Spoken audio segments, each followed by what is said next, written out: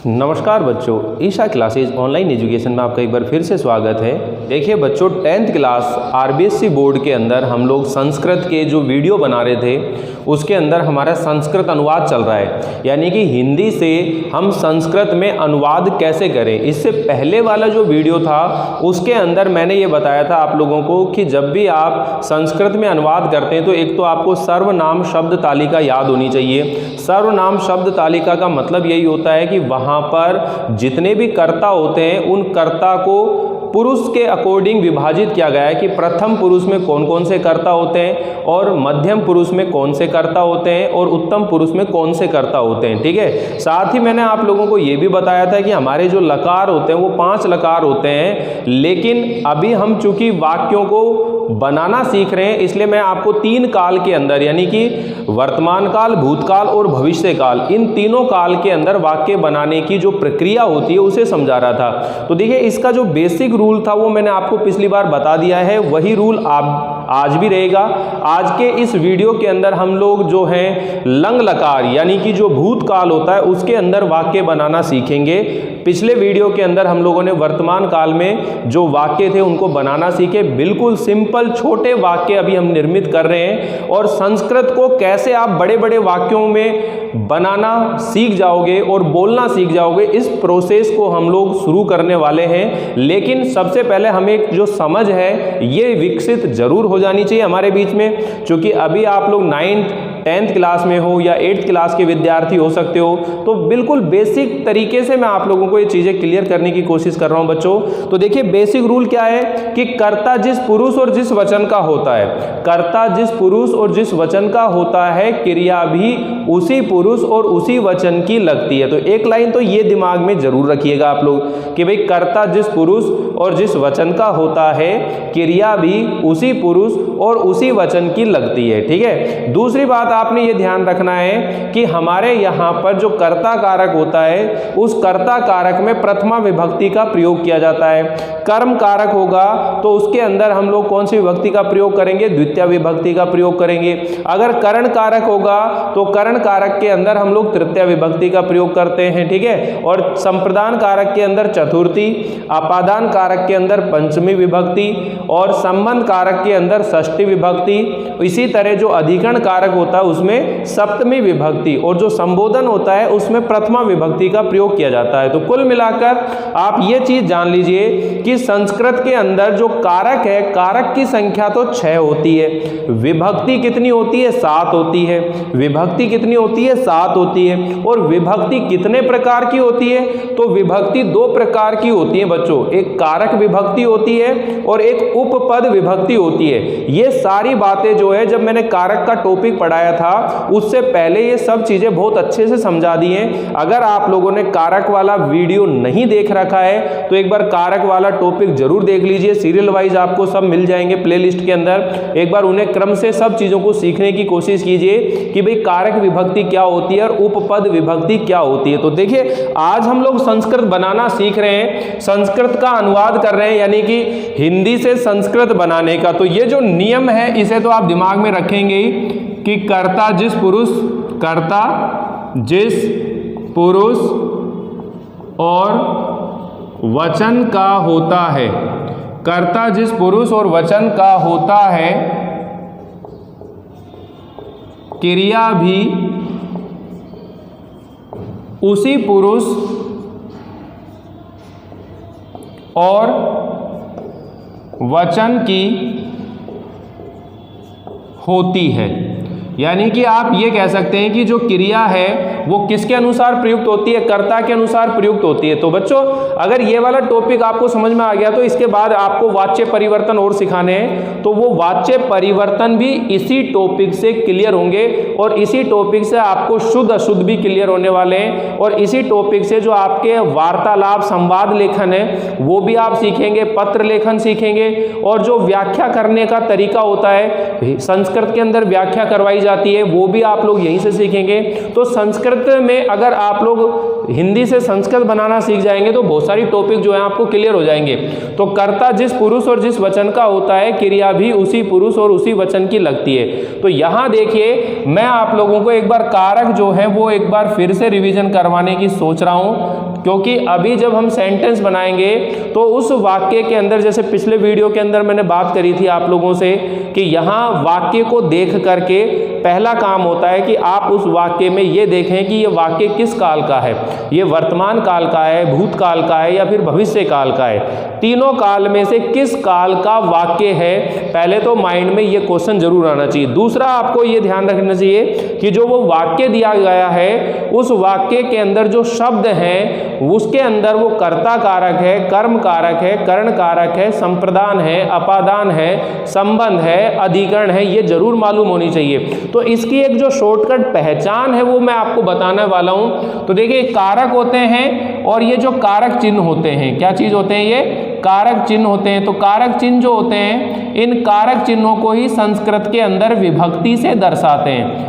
कारक चिन्हों को संस्कृत के अंदर किस चीज से दर्शाया जाता है, विभक्ति से दर्शाया जाता है। और एक इनकी आप लोग ध्यान रखेंगे पहचान, क्या ध्यान रखेंगे, पहचान। तो यहाँ ये सारे कारक मैं आपको नहीं बता रहा, लेकिन ये ध्यान रखिए जैसे कर्ता कारक है तो कर्ता कारक का चिन्ह तो क्या होता है, ने, लेकिन इसे हम किस विभक्ति से दर्शाएंगे, प्रथमा विभक्ति से दर्शाएंगे, ठीक है। और यहाँ पर देखिए जो पहचान करने का तरीका है कि जो क्रिया होगी, यानी कि वाक्य के अंदर जो क्रिया होगी उस क्रिया के साथ में आपने क्वेश्चन करना है कौन, भाई कौन पढ़ता है, कौन खेलता है, कौन जाता है, कौन रहता है, कौन सोता है। जब आप उस कौन प्रश्न को करते हैं, उस कौन प्रश्न का जो उत्तर आता है वो कर्ता कारक होता है बच्चों।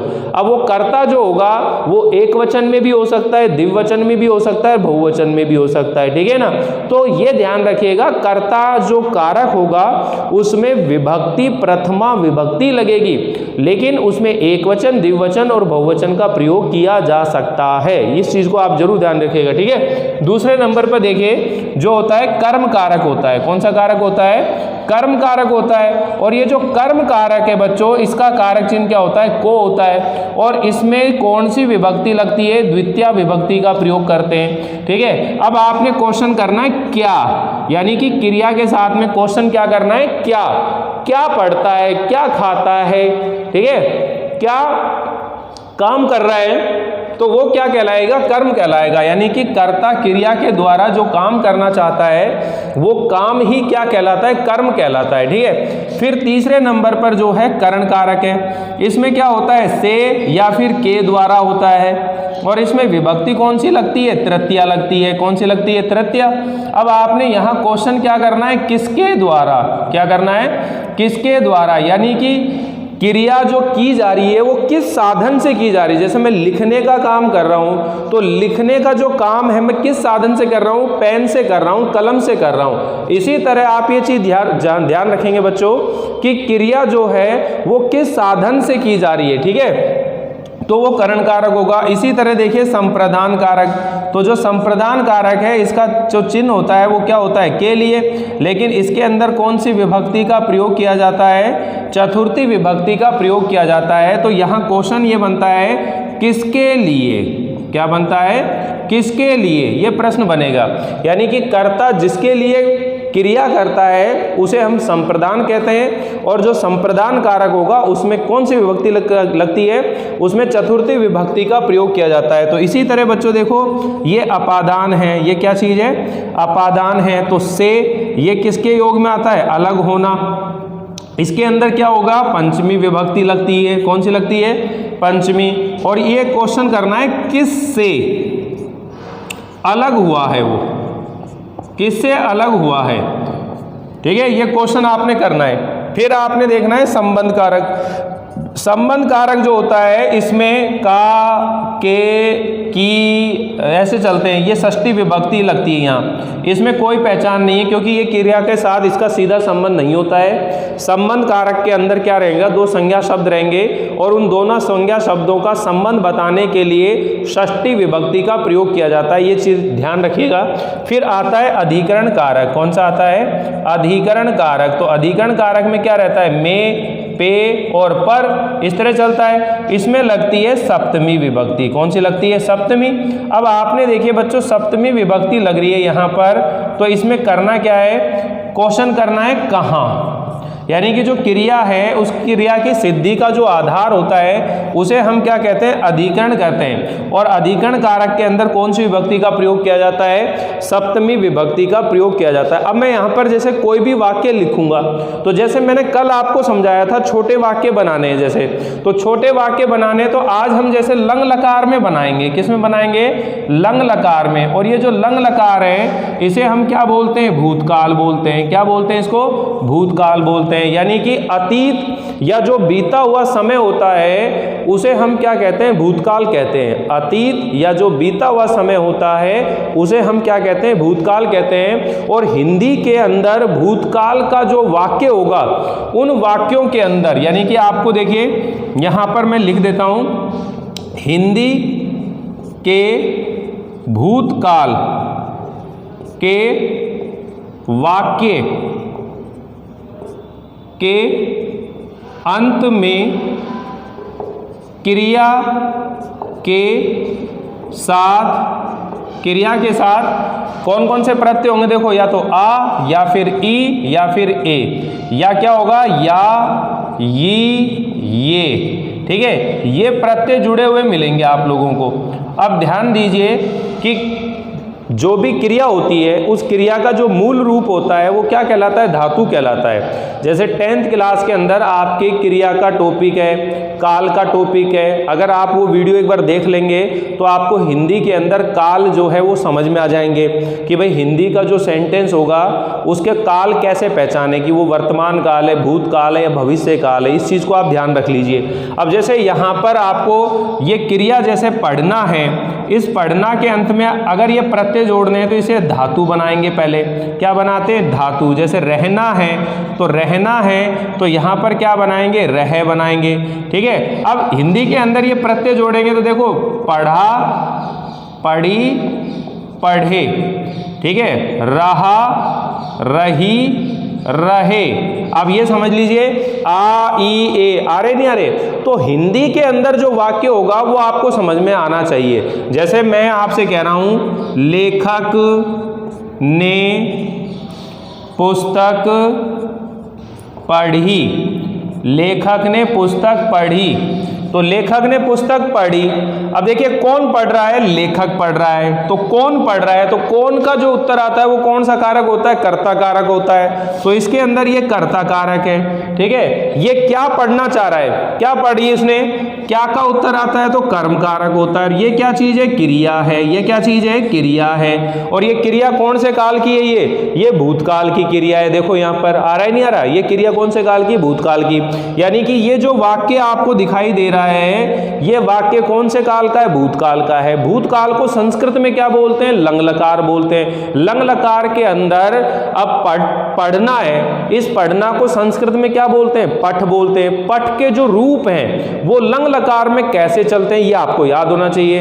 ए पठत, ए पठताम, ए पठन, ए पठ, ए पठतम, ए पठत, ए पठम, ए पठाओ, ए पठाम, ऐसे ये रूप चलते हैं। तो जैसे धातु वाला जो वीडियो है उसे एक बार जरूर देखने का आप, ठीक है, क्योंकि मैंने वहां आपको समझाइए कि धातु जो है 3 प्रकार की होती है, परस्मैपदी, आत्मनेपदी और उभयपदी। 3 तरह की धातुएं होती हैं और उन धातुओं को मैंने आपको सिखाया है कि कैसे आप एक पठ धातु को अगर 5 लकारों में याद कर लोगे तो उस एक ही धातु से आप लोग बहुत सारी धातुएं जो हैं वो बनाना सीख जाओगे।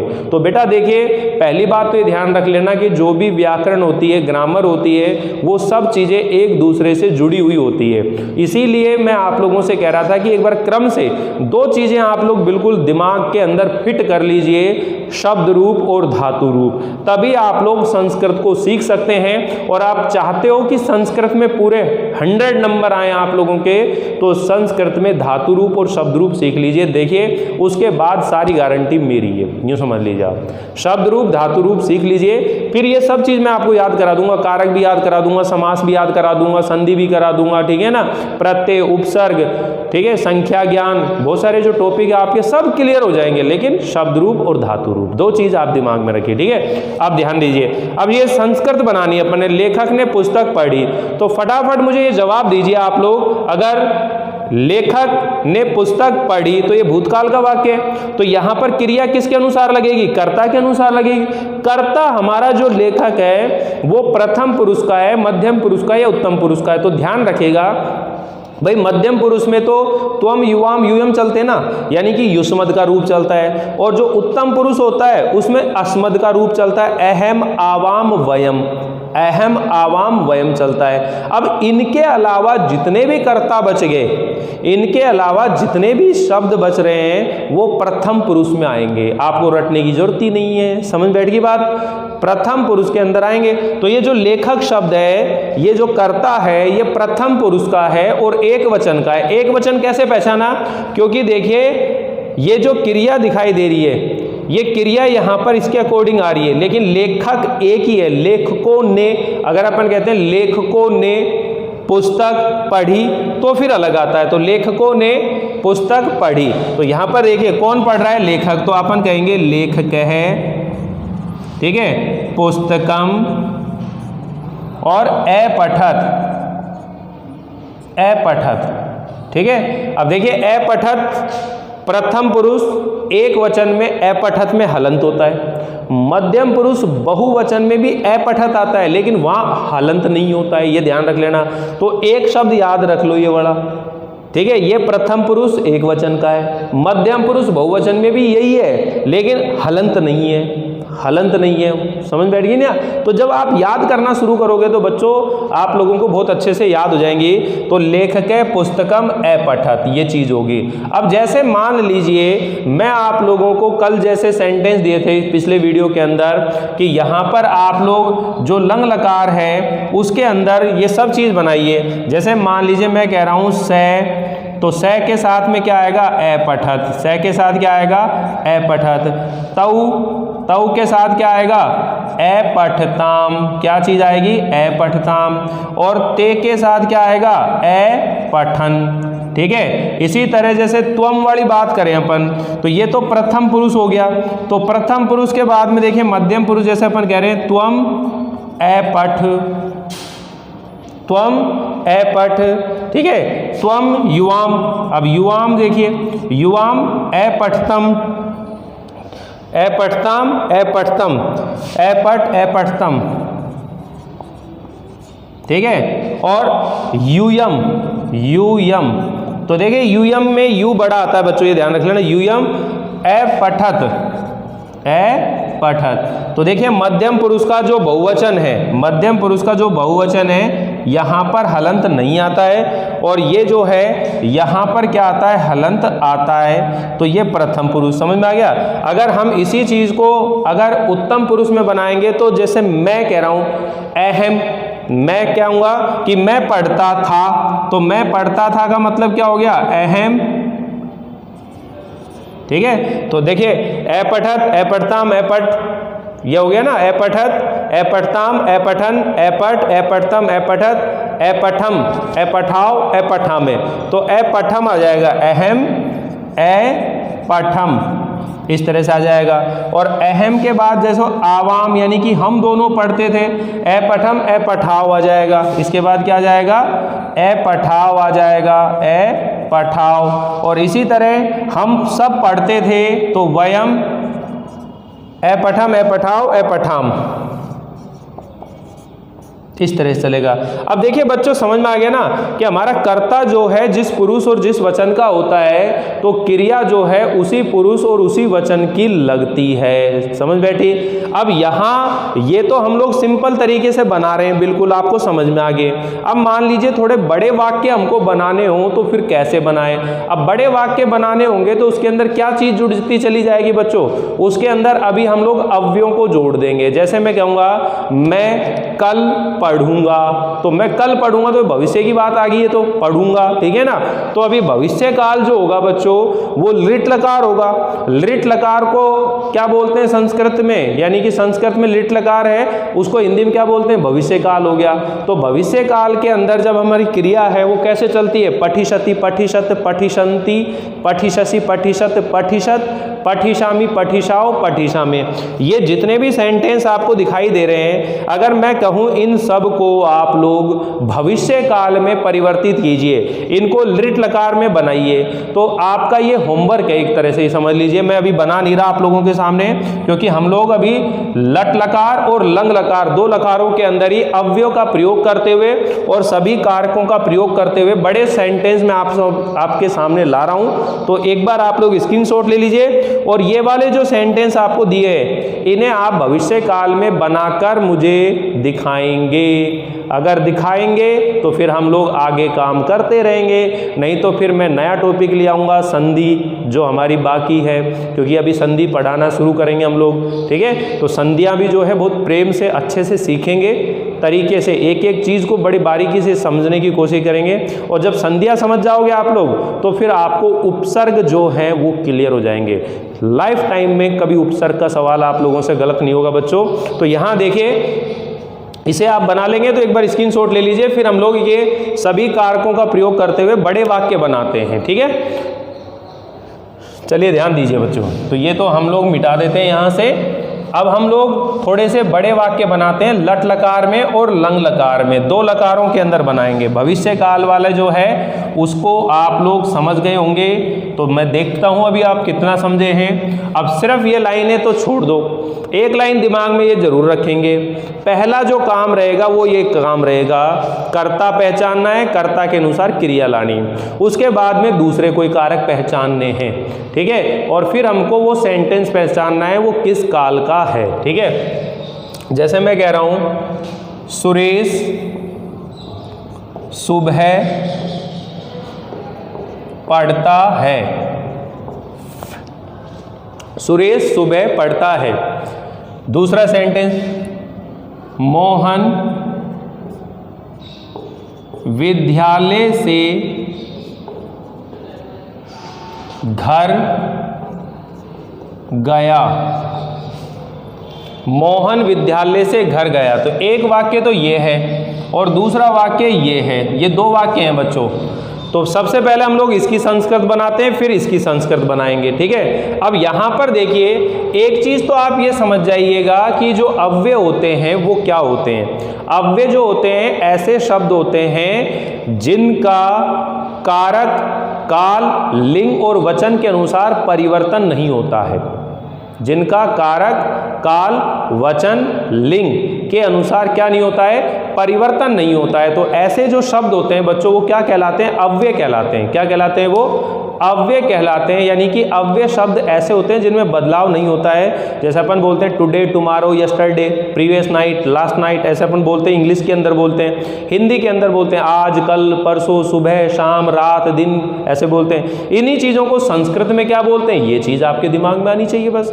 ये अव्यय होते हैं, ठीक है। तो अब यहाँ पर देखिए बच्चों, सुरेश सुबह पढ़ता है, तो कौन पढ़ रहा है, कौन पढ़ रहा है। तो कौन का जो उत्तर आता है बच्चों, कौन सा कारक होता है, कर्ता कारक होता है। एक तो ये आदत में ले आइए, जब भी सेंटेंस देखते हो तो पहला काम वो कौन से काल का है। तो देखिए, ता, ती, ते अगर वाक्य के अंत में आते हैं तो वो वर्तमान काल होता है। आ, ई, ए, या, ई, ये तो वो भूतकाल होता है। एगा, एगी, एंगे तो वो भविष्य काल होता है। वाक्य के अंत में जो क्रिया होती है उस क्रिया को देख करके और आप लोग ये पहचाने कि ये जो वाक्य है ये किस काल का है, ये वर्तमान काल का है, भविष्य काल का है, या फिर भूतकाल का है, या फिर आज्ञार्थक है, ठीक है ना, या फिर चाहिए के अर्थ में, भाई तुम्हें पढ़ना चाहिए, खेलना चाहिए, जाना चाहिए, सलाह देते ना चाहिए।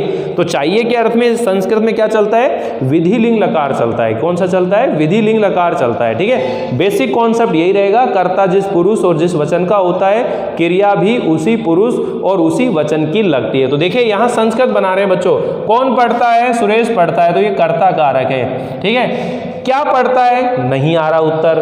किसके द्वारा पढ़ रहा है, नहीं आ रहा उत्तर, मतलब इसमें कोई और कारक नहीं है। ये क्या चीज है, क्रिया है। ये क्या चीज है, क्रिया है। और ये क्या है, अव्यय है। ये क्या चीज है, अव्यय है। तो अव्यय जो है वो परिवर्तित नहीं होते हैं, अव्यय के अंदर विभक्तियां नहीं लगती हैं, अव्यय जैसा होता है वैसा का वैसा ही लिखते हैं। अब सुबह को संस्कृत में क्या बोलते हैं, सुबह को संस्कृत में प्रातः काल बोलते हैं। क्या बोलते हैं, प्रातः काल, ठीक है, प्रातः के समय। तो आप देखिए, सुरेश है,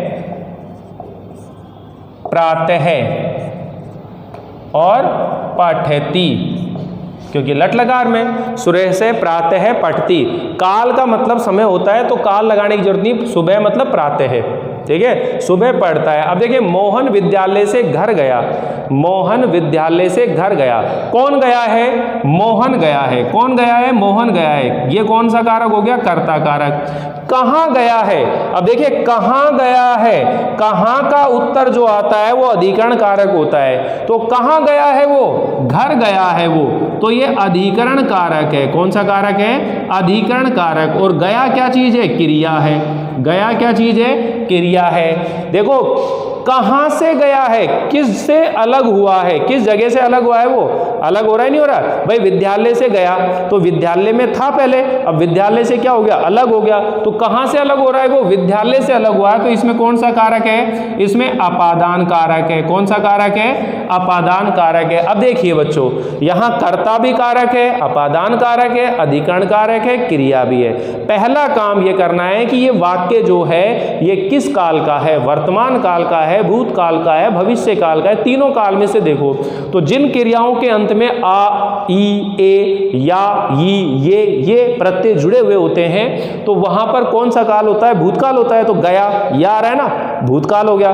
गया मतलब गम, गम धातु, गम के रूप जो हैं लंग लकार में कैसे चलते हैं? एगच्छत, एगच्छताम, एगच्छन, एगच्छ, एगच्छतम, एगच्छत, एगच्छम, एगच्छाव, एगच्छाम। समझ में है ना? अब देखिए हमारा जो कर्ता है ये कौन से पुरुष का है? ये प्रथम पुरुष एक वचन का है। भाई नाम है ना, प्रथम पुरुष एक वचन का है, ठीक है। और एगच्छत, यहां पर क्या लिख दिया आपने? एगच्छत, ये क्रिया इसके अनुसार हो गई। अब देखिए विद्यालय शब्द की पंचमी विभक्ति क्या होगी? अब ये विद्यालय शब्द जो है अपादान कारक है। अब विद्यालय एक है ना, तो इसलिए पंचमी का एक वचन लगेगा। तो पंचमी का एक वचन राम के अनुसार इसका रूप बनाएंगे तो क्या बनेगा? विद्यालयात, विद्यालयात, ठीक है। विद्यालय से घर गया, तो घर को संस्कृत में क्या बोलते हैं? गृह। क्या बोलते हैं? गृह। तो गृह की जो द्विवचन है, ये सप्तमी विभक्ति है, वो क्या आएगी? गृहे, ठीक है। गृहे एगच्छत, यानी कि मोहने विद्यालयात गृहे एगच्छत, घर गया। मोहन विद्यालय से कहाँ चला गया है? घर चला गया है, ठीक है। तो इसी तरह और सेंटेंस देखिए, तीसरे नंबर पर हम लोग देखते हैं। जैसे मैं आपसे कह रहा हूं कि मैं रात्रि में, ठीक है, दूध पीता हूं, मैं रात्रि में दूध पीता हूं, तो ये कौन सा काल हो गया? वर्तमान काल। देखिए कौन पी रहा है? मैं, यानी कि कर्ता कारक हो गया, ठीक है। क्या पी रहा है? दूध, यानी कि कर्म कारक हो गया। ये क्या चीज होगी? क्रिया हो गई। और ये क्या चीज हो गया? अव्यय हो गया। ये क्या चीज है? अव्यय हो गया, ठीक है ना। तो रात्रि, रात्र है, ठीक है, या संध्या काल है, संध्या, ऐसे कोई भी शब्द ला सकते हैं। तो देखिए मैं रात्रि में दूध पीता हूं, तो क्या बोलेंगे? अहम, रात्रि शब्द है तो रात्र्याम ला सकते हैं यहां पर, या फिर इसी जगह पर आप ये भी कह सकते हैं संध्या काले है, ठीक है। संध्या काले, इस शब्द की विभक्ति लगेगी। तो रात्रि काले भी कर सकते हैं, संध्या काले कर सकते हैं, या इसी तरह क्या कर सकते हैं? रात्रि काले, ठीक है। तो रात्रि शब्द तो यथावत रहेगा, काल जो शब्द है इसके अंदर विभक्ति लग जाएगी मे को दर्शाने के लिए। यहां देखिए दुग्धम, ठीक है, और पा धातु होती है जिसका अर्थ होता है पीना, तो अहम के साथ आएगा पिबामी। क्या आएगा? पिबामी। अहम रात्रि काले दुग्धम पिबामी, इस तरह से ये संस्कृत बन जाएगी। बताइए आई नहीं आई? ठीक है। अब मान लीजिए अपन कह रहे हैं कि वह जयपुर जाएगा, तो भविष्य काल हो जाएगा, भविष्य काल हो जाएगा, क्यों जाएगा, एगा, एगी, एगे, इस तरह चलेंगे। तो देखिए बच्चों ये सेंटेंस जो है बड़े आसानी से आप लोग सीख सकते हो। बस ये चीज़ें जो मैंने आप लोगों को बताई है इसको अपने माइंड में ज़रूर रखें। कर्ता को पहचानने का तरीका क्या है, कर्म को पहचानने का तरीका क्या है, कर्ण कारक को पहचानने का तरीका क्या है। अब ये जो अनुवाद है वो इसी तरह से चलता रहेगा। अब इसी के अंदर मान लीजिए हम लोग शुद्ध अशुद्ध की बात करें तो शुद्ध अशुद्ध के अंदर क्या रहेगा कि एक चीज ध्यान रख लेना, कर्ता जिस पुरुष और जिस वचन का होता है, क्रिया उसी पुरुष उसी वचन की होती है। तो जब शुद्ध अशुद्ध आता है तो आपको क्रिया परिवर्तित करनी पड़ती है। क्रिया को क्या करना पड़ता है, परिवर्तित करना पड़ता है। जैसे मान लीजिए मैं आपसे कह रहा हूं से अपठताम, तो ये क्या सही है क्या, से अपठताम, क्योंकि से जो है वो प्रथम पुरुष एक वचन का है, लेकिन अपठताम जो है अपठत अपठताम तो ये प्रथम पुरुष में द्विवचन है। जबकि आना क्या चाहिए यहाँ पर, प्रथम पुरुष का एक वचन। कर्ता को नहीं चेंज करना, क्रिया को चेंज करना है। शुद्ध अशुद्ध में ध्यान रख लेना, कर्ता को चेंज नहीं करना है, किसको करना है, क्रिया को चेंज करना है। तो क्रिया चेंज करनी है आपको यहाँ पीछे, तो क्या बन जाएगा, अपठत, क्या बनेगा, अपठत। इस तरह से ध्यान रखिएगा, ठीक है। तो शुद्ध अशुद्ध को लेकर ही हम लोग अगला वीडियो लेकर आएंगे और साथ में ये जो वाक्य हैं इनको और भी सीखेंगे। आप लोग प्रैक्टिस करें अच्छे से, कोई भी वाक्य लिखें और उस वाक्य को लिख करके और आप उसकी संस्कृत बनाएं, ठीक है। तो आप लोगों को ये संस्कृत के जो अनुवाद हैं वो कितने अच्छे लग रहे हैं, समझ में आ रहे हैं, कमेंट जरूर करिएगा ताकि मुझे भी पता लगे कि कौन से स्टूडेंट देख रहे हैं और कौन से स्टूडेंट नहीं देख रहे हैं। तो बच्चों इसी तरह हम लोग ये संस्कृत के टॉपिक पढ़ते रहेंगे, यूं ही हम लोग आगे बढ़ते रहेंगे। अब मैं नेक्स्ट टॉपिक आप लोगों के लिए लाऊंगा जो संधि का होगा। तब तक के लिए हम लोग अलविदा लेते हैं, फिर दोबारा मिलते हैं यहीं पर इसी चैनल पर। तब तक के लिए थैंक यू, बाय बाय।